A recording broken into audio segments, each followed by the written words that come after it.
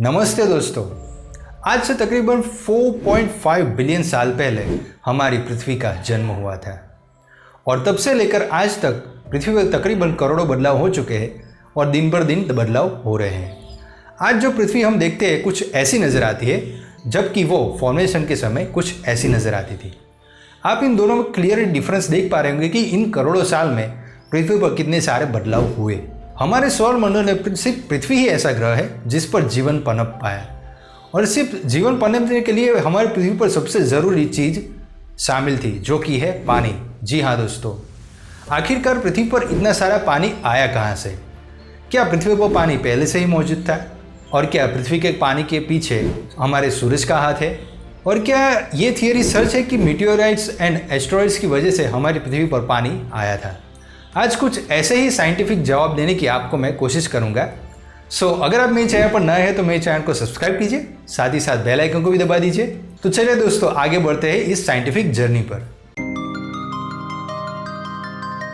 तो पृथ्वी पर पानी कहाँ से आया वो जानने के लिए हमें वक्त में पीछे जाना पड़ेगा, काफ़ी पीछे, तकरीबन 5 बिलियन साल पीछे जाना पड़ेगा। उस वक्त हमारे सन का फॉर्मेशन ही हुआ था। तब हमारा सन काफ़ी यंग था और इतना ज़्यादा टेम्परेचर भी नहीं था, लेकिन हमारे सन के आसपास काफ़ी सारी गैसेस एंड डस्ट पार्टिकल्स मौजूद थे, जो कि करोड़ों किलोमीटर्स में फैला हुआ था। लेकिन ये डस्ट एंड गैसेस हमारे सूरज के पास इकट्ठा होने लगी और एक डिस्क जैसा शेप लेने लगी, जिसे कहते हैं प्रोटोप्लैनेटरी डिस्क। और इसी प्रोटोप्लैनेटरी डिस्क से हमारे सौरमंडल के प्लैनेट्स बने। इन गैसेस एंड डस्ट पार्टिकल्स में काफ़ी हल्के एलिमेंट्स भी थे, जैसे कि हाइड्रोजन, हीलियम, नाइट्रोजन जैसे गैसेस, जो कि हमारे सन से दूर जाके इकट्ठा हुई, जिससे हमारे गैस जाइंट्स जैसे प्लैनेट बने, जैसे कि जुपिटर, सैटर्न जैसे प्लैनेट। और जो हैवी मेटल्स थे जैसे कि सिलिका एंड आयन, वो सूरज के नज़दीक इकट्ठा होना शुरू हुए और इससे हमारे रॉकी प्लैनेट्स बने, जिसमें हमारी पृथ्वी भी शामिल है। इसीलिए दोस्तों हमारी पृथ्वी एक रॉकी प्लैनेट है,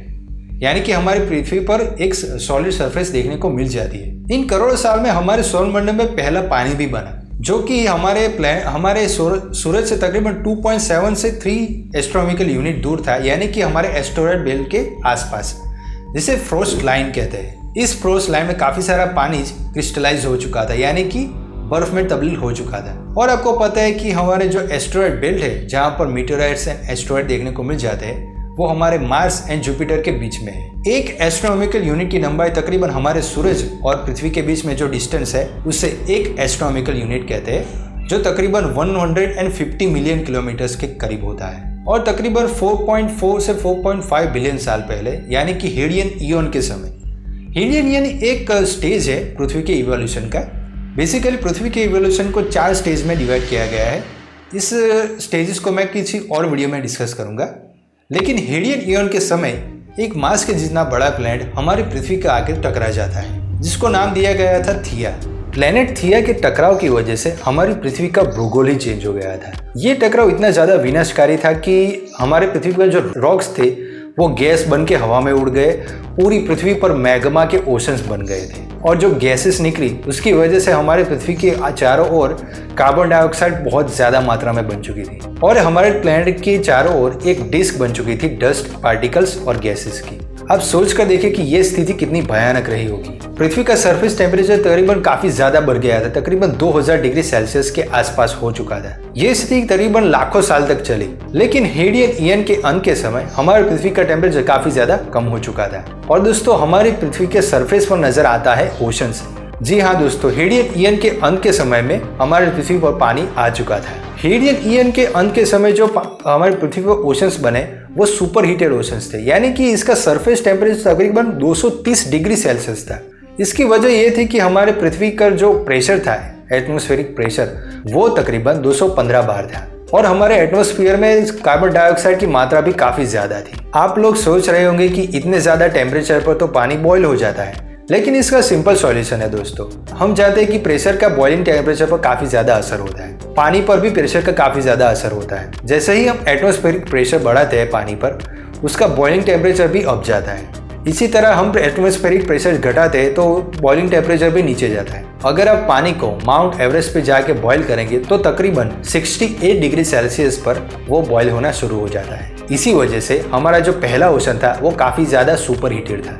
लेकिन ये स्थिति काफी देर तक नहीं चली। तकरीबन हजारों साल बाद यानी कि हेडियन ईयन के अंत के बाद हमारा एटमॉस्फेयर तकरीबन आज के जैसा हो चुका था। ओशंस का पानी भी ठंडा हो चुका था और प्रेशर भी आज के जितना हो चुका था। तो दोस्तों आपको लग रहा होगा कि इतना सारा पानी इन सालों में आया कहाँ से। तो साइंटिस्ट मेनली 3 थियरीज पर बात करते हैं। तो सबसे पहली थियरी के बारे में आपको बताना चाहूंगा।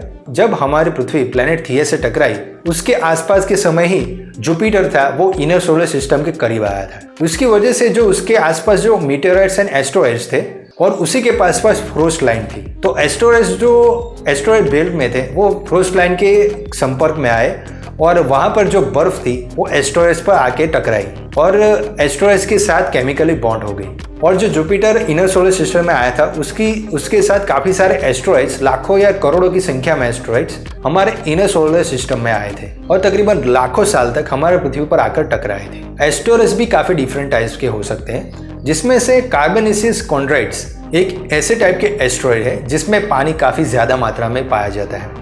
ऐसा नहीं है दोस्तों कि आप इस एस्ट्रॉइड को काटोगे तो उसमें से पानी निकलेगा और आप कोकोनट की तरफ पी जाओगे, ऐसा नहीं है। इन एस्ट्रॉइड्स में पानी केमिकली बॉन्ड हो जाता है। अगर इन रॉक्स में से आपको पानी निकालना है तो इसे आपको मेल्ट करना पड़ेगा। और प्लेनेट थिया के टकराने के बाद हमारे पृथ्वी के सरफेस पर मैग्मा ही था और जो एस्ट्रॉइड्स जो आए थे उस समय वो सीधे हमारे मैग्मा ओशंस में जाके टकराए, जिसकी वजह से वो मेल्ट डाउन हो गए। पानी था वो भाप बन के हमारे एटमॉस्फेयर में उड़ गया और ये स्थिति करीबन करोड़ों साल तक चली और हेडियन ईयन के अंत के समय इसीलिए हमारे प्लैनेट पर ओशंस नजर आए थे। दोस्तों ये थियरी काफी सिंपल और स्ट्रेट फॉरवर्ड लगती है, लेकिन ये थियरी में एक काफी बड़ी प्रॉब्लम है। जी हाँ दोस्तों, कहानी में तो अब ट्विस्ट आता है। गेस व्हाट दोस्तों, जो कार्बोनेसियस कॉन्ट्रैक्ट में जो पानी पाया गया है वो हमारी पृथ्वी पर जो पानी है उससे मैच नहीं करता। जी हाँ दोस्तों, कार्बोनेसियस कॉन्ट्रैक्ट में जो पानी है वो हैवी वाटर है, जबकि हमारी पृथ्वी पर ज्यादातर पानी वो लाइट वाटर है।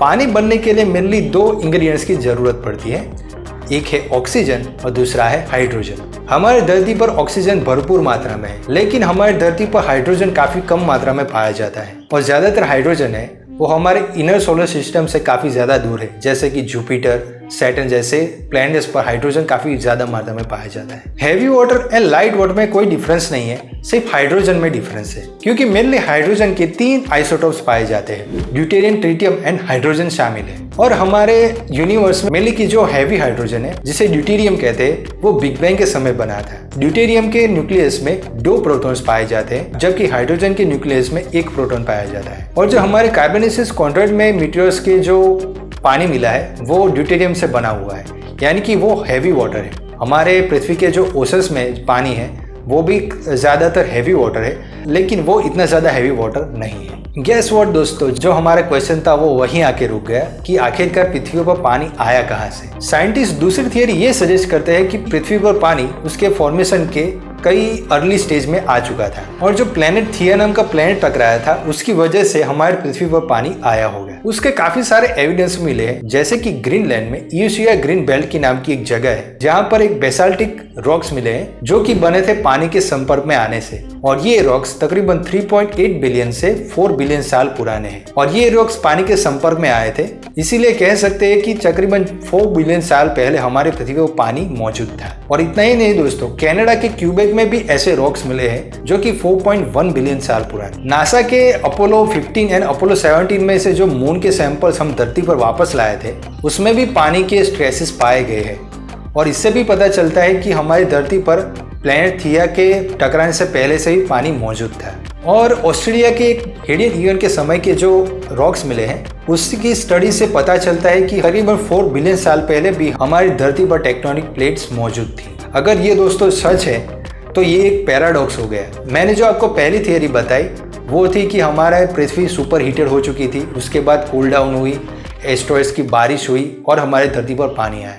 लेकिन ये थियरी में तो हमारे धरती पर पानी पहले से ही मौजूद था। अगर प्लेट टेक्टोनिक्स मौजूद था तो हमारी धरती का टेम्परेचर काफी सालों पहले यानी कि 4 बिलियन साल पहले ही हमारे आज के जैसा हो चुका होना चाहिए था, क्योंकि प्लेट टेक्टोनिक्स में कार्बन डाइऑक्साइड काफी ज्यादा मात्रा में एब्जॉर्ब हो जाती है। यानी कि तकरीबन 4 बिलियन साल पहले हमारी पृथ्वी का टेम्परेचर एंड एटमॉस्फेयर आज के जैसा होना चाहिए था। लेकिन इस थियरी में भी काफी बड़ी प्रॉब्लम है। अगर पहले से ही हमारे पृथ्वी पर पानी था तो क्या इतनी ज्यादा मात्रा में पानी था? अगर हमारे ओशंस के मास की बात करें तो तकरीबन 1.37 इंटू 10⁻21 किलोग्राम जितना पानी हमारे ओशंस में मौजूद है, जो कि हमारे पृथ्वी के मास का तकरीबन 0.023% ही है। जी हाँ दोस्तों, ये इतना कम पानी हमारे ओशंस में मौजूद है। लेकिन एक एस्टिमेशन के हिसाब से हमारे पृथ्वी के अंदर अर्थ क्रस्ट एंड मेंटल में तकरीबन 18 गुना ज्यादा पानी मौजूद है। दोस्तों, आपको इन नंबर्स को देख के लगेगा कि हमारी धरती पर पानी काफी ज्यादा मात्रा में मौजूद है, तो ये तो हो ही नहीं सकता कि पृथ्वी पर पानी पहले से ही मौजूद था। दोस्तों, इन दोनों थियरीज से ये पता नहीं चल रहा कि हमारे पृथ्वी पर पानी कैसे बना, लेकिन मेरे हिसाब से ये दोनों थियरीज सच है। लेकिन साइंटिस्ट एक और सोर्स लेकर आए हैं जो हमारी पृथ्वी पर पानी कहाँ से आया उसका जवाब हो सकता है, और वो सोर्स है हमारा सूरज। जी हाँ दोस्तों, हमारे सन से काफी ज्यादा मात्रा में सोलर फ्लैश और सोलर विंड निकलती है, और उसी की वजह से जो चार्ज पार्टिकल्स होते हैं उसमें काफी मात्रा में प्रोटॉन्स पाए जाते हैं। और जो हीलियम ईयन के समय जो एस्ट्रॉयड्स की बारिश हमारी धरती पर हुई थी, और उसमें से काफी ज्यादा meteors and asteroids in solar flash के चंगुल में आ गए, और काफी ज्यादा मात्रा में प्रोटॉन्स इन एस्ट्रॉयड्स एंड मीटियोरस पर टकराए, जिसकी वजह से बना लाइट हाइड्रोजन। जी हाँ दोस्तों, ऐसे ही एविडेंस हमारे साइंटिस्ट ने खोज निकाले। साइंटिस्ट ने ओविलियन क्रिस्टल्स पर एक एक्सपेरिमेंट किया। उन्होंने रीडिंग्स ली, सोलर फ्लैश के एक्सपोजर और उसके बाद की रीडिंग्स ली, तो पता चला कि ओविलियन क्रिस्टल पर काफी ज्यादा मात्रा में हाइड्रोजन, लाइट हाइड्रोजन पाया गया। काफी सारे मीटियोर्स पर ये सोलर फ्लैश की वजह से लाइट हाइड्रोजन आया होगा, और वो मीटियोर्स हमारे धरती पर आकर टकराए होंगे।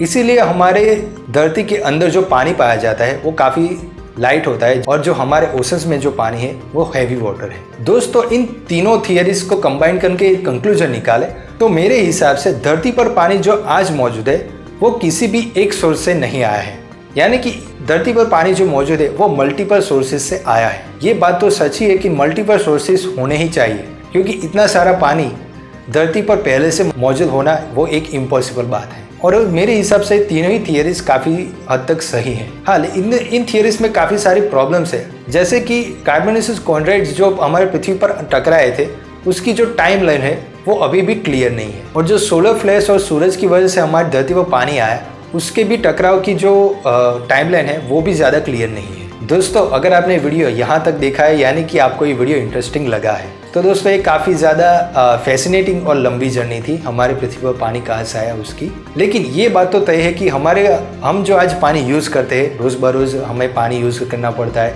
और हर वक्त हम जो पानी पीते हैं वो यहाँ आने के लिए तकरीबन करोड़ों साल का समय लगा है। तो आप जब भी अब पानी पिएंगे तो ये आपके दिमाग में ज़रूर आएगा कि इस पानी को यहाँ पृथ्वी पर आने के लिए तकरीबन करोड़ों साल का टाइम लगा है। तो दोस्तों, ये वीडियो यही अंत होता है। अगर आपको ये वीडियो पसंद आया तो बिल्कुल मेरे चैनल को सब्सक्राइब कीजिए। आपके लिए सब्सक्राइब करना फ्री है, लेकिन ये मेरे लिए एक मोटिवेशन का तरीका है। तो दोस्तों, अगली वीडियो में मिलेंगे, तब तक के लिए हैव अ नाइस डे। जय हिंद, जय भारत, थैंक यू।